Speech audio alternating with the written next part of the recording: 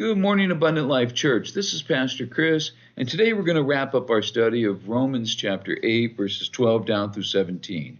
We've been talking about the obligation that we have as God's children, not as slaves, but as heirs. And that obligation is to live for God. That doesn't mean this is how we're saved. We're saved because of Jesus. This means that now that because we are saved, because we are children of God, we live a certain way. Let's look at the last part of verse 17 here. It says, if indeed, let's do all of verse 17. Now, if we are children, then we are heirs, heirs of God, co-heirs with Christ. If indeed we share in this suffering, we share in his suffering, in order that we may also share in his glory. Share in his suffering. I was liking this passage when it was talking about that we're heirs, that God put us into his family. I like that. What's this sharing his suffering stuff? Well, that's part of the obligation. Jesus suffered so that we could be saved. Paul suffered so that the message of salvation could go out. Missionaries today suffer so that the message can go out. It seems odd to bring up suffering in a passage that talks about family, but Paul knew what they were going to have to face. Persecution was a very, very real thing for the Roman church. And when hard times came along, the question was always, are you going to stand as one of God's children?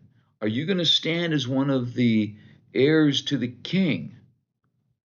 Or did your new life in Jesus not mean enough to you to make any sacrifice for it? Being one of the king's kids does not mean everything is going to go your way. This is what gets me so frustrated about modern Christianity, about the whole idea, coming to Jesus means an easy life. It means a good life, nothing but blessings, nothing but wealth and prosperity. No.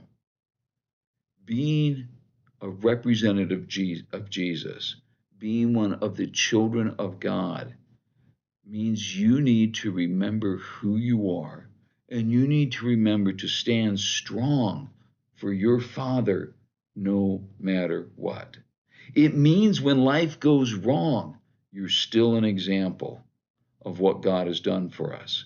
It means when prayers are not answered. It means when you have a terrible health diagnosis, when you lose a loved one, when there's some tragedy, when you lose your job, when things are falling apart. You remember God is God and nothing is going to change that, and you will stand for him no matter what. Folks, that's the obligation that we have to God. Don't ever make the mistake of thinking that being one of the king's kids means everything's going to go easy, that you get to run around like some spoiled little prince or princess. That's not what it means. Instead, it means you're something new. You belong to God. That's who you are now. It means that you're someone who will proudly stand on your heritage no matter what happens to you in this life. Our obligation to God is to live up to what he has made us. He's made us his children. That means sticking with him through everything. It means doing anything for him that we're called on to do, and giving him every last bit of us, of who we are. We owe that to him. Never forget who you are and the price that was paid for you. I love the story of Alexander the Great.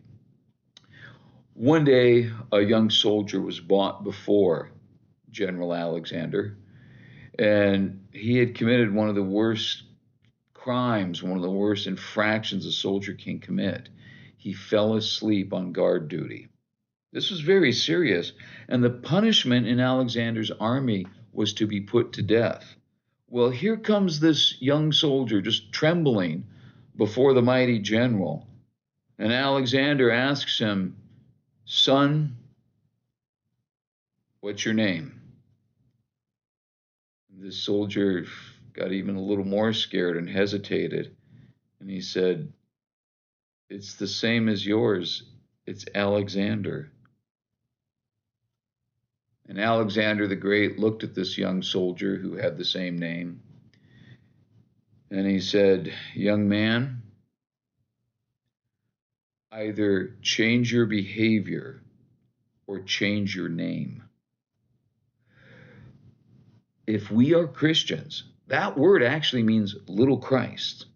If we are Christians, we have the obligation to live according to our name, to be lights to Jesus, to be good examples for our Father.